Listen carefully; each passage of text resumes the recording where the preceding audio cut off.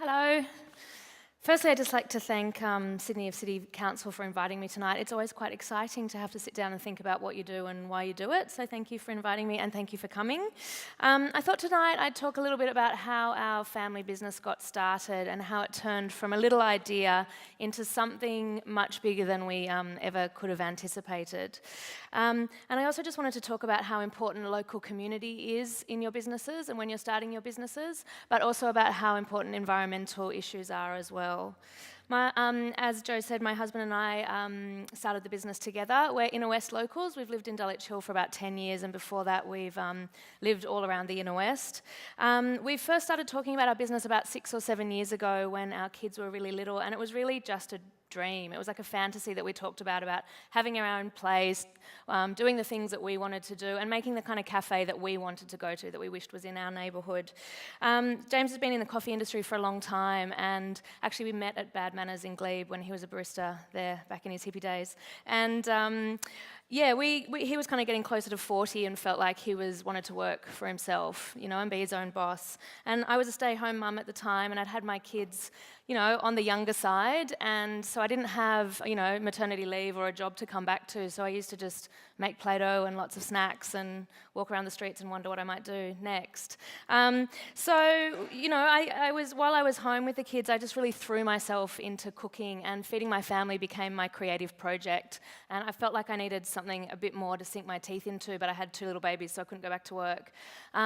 So I am a slightly obsessive personality, and threw myself into not just cooking from scratch, but also researching about the food industry, and realised that there's some dire issues out there. So I felt like I needed to figure out a way to make some changes in our family. So I stopped going to supermarkets, I stopped buying anything imported, I stopped buying anything overly packaged, and I kind of did a lot of research about the middleman and who grew our food and what was going on, and realised that the way that I felt like change needed to happen was to learn how to make stuff from scratch again, and to get out of the supermarket.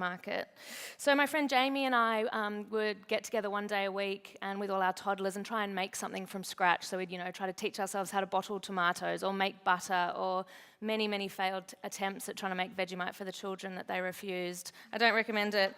They actually ate like astronauts for about a month when I got obsessed with dehydrating.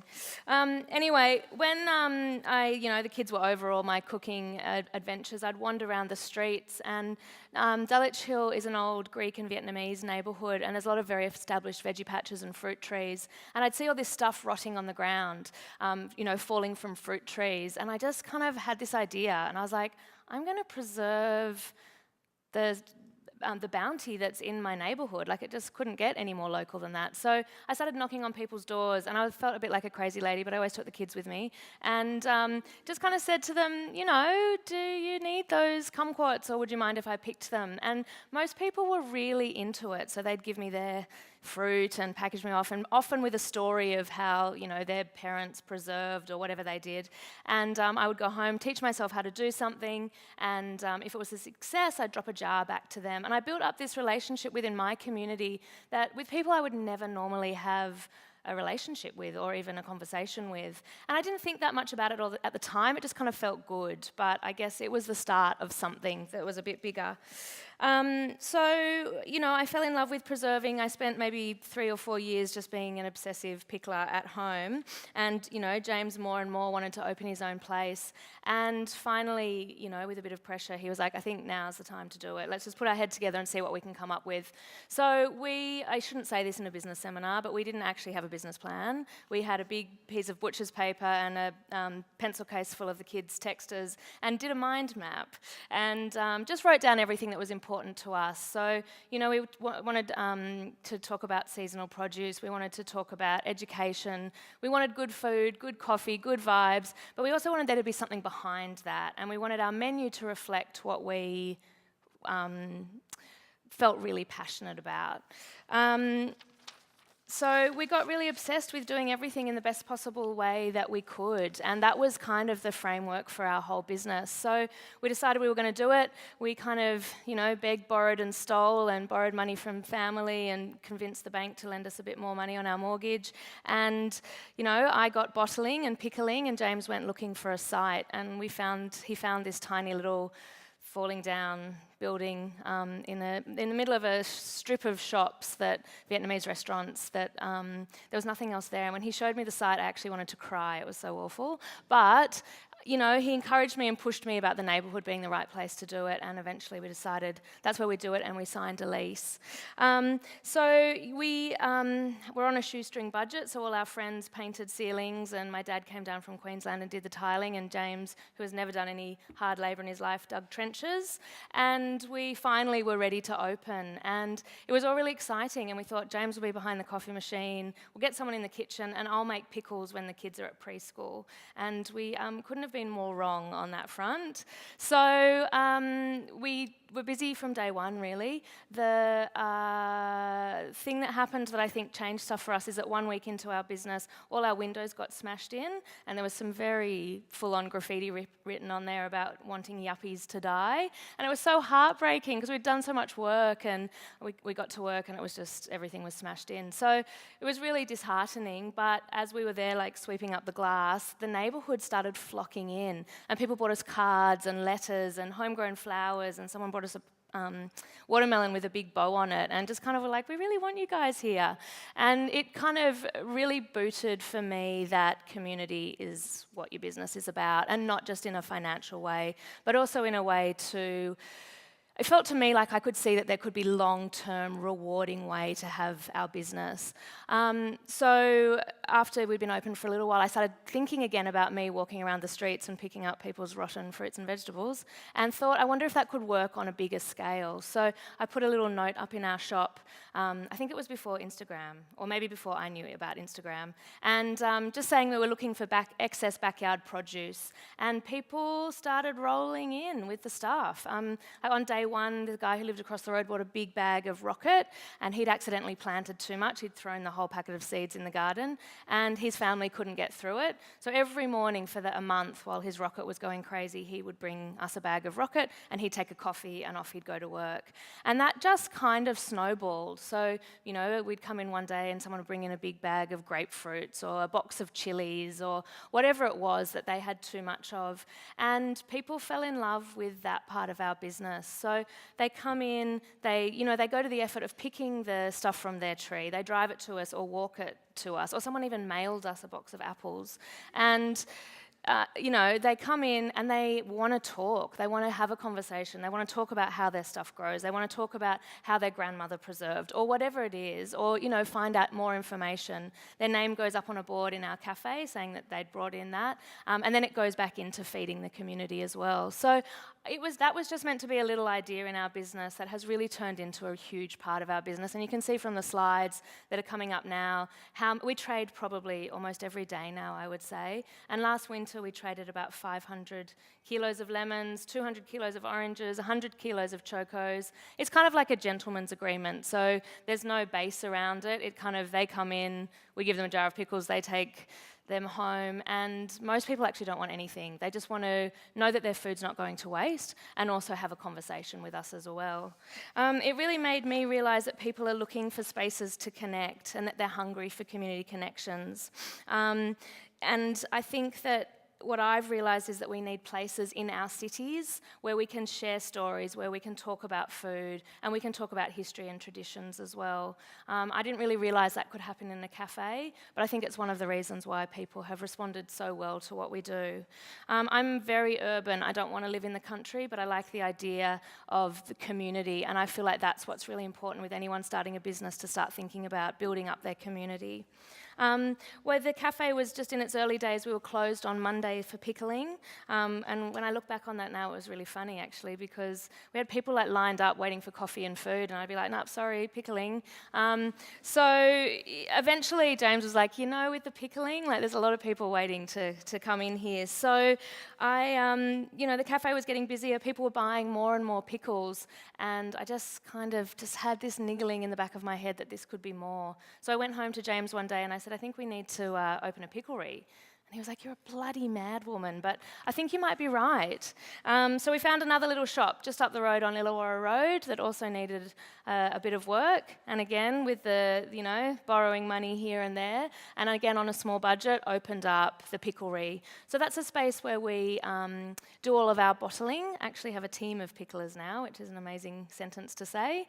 And it's where we sell locally sourced groceries from suppliers that we really believe in. So it allows our customers to have access to the stuff that we've already researched, that we know how it's grown or how it's produced. And it's also where we do all our trading now as well. So that's something that's really allowed. We didn't have the space in the other cafe, so it's allowed that concept to grow more as well. It's also where we run our cooking school, and I think around that time I started to feel more confident that maybe we could be educators, that we could push information to our customers, and so I decided to open Cornersmith Cooking School, and that's where we run workshops that are based around traditional food crafts. So we call it traditional skills for modern kitchens, learning how to pickle, learning how to ferment, learning how to make cheese, bake bread, make pasta, and it's been very interesting to watch the response to that. Our classes are just fill up all the time. We've got people who come, from all around Australia to the workshops. And I think, again, hungry for knowledge, hungry for tradition, hungry for community, which is why they're coming. So this, little idea about making thoughtful decisions about food and the way that we consume and the seasons and reducing waste, at this point we kind of realised was more than just our idea, that it was something that was, I guess, a common theme with everyone in our community and what they were thinking about, and probably a bit more so just across Sydney as well. I feel like that's a really important thing to think about with your business, is to know your area, to know what people actually want, and then find a philosophy or find a strong viewpoint that you can base your business on. I think that I get asked a lot why people like what we do so much, and why do they line up, and why do they book into the classes, and it's taken me I don't really know, I didn't know for a long time, but things like this, having these kind of conversations makes me think about the business more. And looking back over the last 5 years, I can kind of see now what we did. And it wasn't planned, but I think for the first couple of years, we were so obsessed with making our business what we wanted it to be and staying true to ourselves and to our philosophy. And we were more focused on that than actually making money, which was to our detriment, but in some ways it built a really, really strong base for what Cornersmith is, and I think it's very clear what we're about, and our customers like that, and I think that we're making decisions that aren't just good for us, but we're making decisions for our community, we're making decisions for the environment, and I think that makes us stand out from other cafes out there as well. Having a strong philosophy, a true one that you really believe in, makes that not only clear to your customers, but it also attracts like-minded people. Cornersmith isn't just me and James, and it never has been. What makes it work and what allows us to grow and to do more all the time is the amazing team of people that work for us and work with us. So, our chefs and our picklers and our floor staff and our teachers and even our suppliers, like all the people that we've chosen to use their products, have all the same idea, which is a love of good food choices and a love of making, I don't want to say the world a better place, but making really good decisions and thoughtful decisions about food. So I think building up your own community within your business is really important. And we've built a business that people feel proud to work for, and they feel, I guess, they really care for their work, and it feels like that's a really vital part of our business, because firstly I can put my trust into these people, but also it makes it very easy to push it a bit further as well, because there's a running theme with all of our staff. We do a lot of things at Cornersmith that probably aren't great smart business choices, in the sense that it costs us more money or we don't actually make any money from it, but teaching year one how to make lemonade and then run a fundraising stall for their school, or taking the time to chat to a customer about the way that their grandmother pickled chilies, or what to do with their excess mulberries. Even our trading program, which at times is actually honestly a nightmare, has really, although it doesn't have kind of monetary value on it, it's invaluable to our business. And I think the reason for that is that people talk about it. So they tell their friends, or they take photos of themselves bringing us oranges, or they trade a jar of pickles and take that home and give that to someone else. So this kind of conversation about Cornersmith becomes bigger than just what we are. I think that's a really important thing to do within your business as well, and also to know, for your customers to know who owns your business and what they're about. I know that my favourite businesses are the ones where I go to and I get a really good sense of the person and what they're trying to do. So last month we opened a new cafe in Annandale, which is very exciting and a bit terrifying. This time it wasn't on a piece of butcher's paper and a couple of crayons. We got advice, we did a business plan, we found an investor, and we made some long-term plans, which we've never done before. And it's exciting and challenging, but it's also, it's really different to doing a mind map and trusting your gut. But while we're getting smarter in our business sense, we're really not backing down on what we believe in, and if anything, we're pushing our ideas further, and I think our business growing has allowed us to feel more confident to have that voice. Cornersmith in Annandale is another neighbourhood cafe, so we looked for a neighbourhood that had a really strong sense of community. Just a few days ago, the local school picked all their edible flowers, and all the after-school care kids brought them in for our menu. So we're really looking forward to getting to know that neighbourhood and to working with them. We've made this cafe meat-free, which a lot of people were really worried about, and we made that decision because we wanted to start a stronger conversation about reducing meat. When we opened our Marrickville cafe, our big thing was saying no to factory farming, which we still really believe in. We're not vegetarians, and we support farmers who make ethical choices with their meat production. But I feel like this time round, having a bigger name, that we could actually take that stance. We just wanted to draw attention to the fact that there's issues in the meat industry, and also to just get people talking and thinking about that they're not actually missing out on something just because it's not on their plate. It's only a new business, so I'm going to have to keep you posted on how that one goes, but it's really exciting to be challenging ourselves again, which I think is an important part of business, and to be pushing Cornersmith's philosophy even further. We've been running for about 5 years now. I'm not really sure where this kind of crazy train is taking us, but I feel like education is the future for all business, and that's educating our staff, educating our customers. And I also hope that the future of Cornersmith is that it inspires other people, not just in the food industry, but in business in general, to make good business choices, not just for themselves, but for their community and for the environment. And there's a lot of things that need to change, and sustainability is a really important part of that. And I think as business owners, or people who are potentially thinking about opening up a new business, you need to take a risk, and you need to stand up, and we need to show the community how they can make these changes. So I hope that kind of puts a framework for Cornersmith together, but also gives you some inspiration with your own field. Thank you for having me.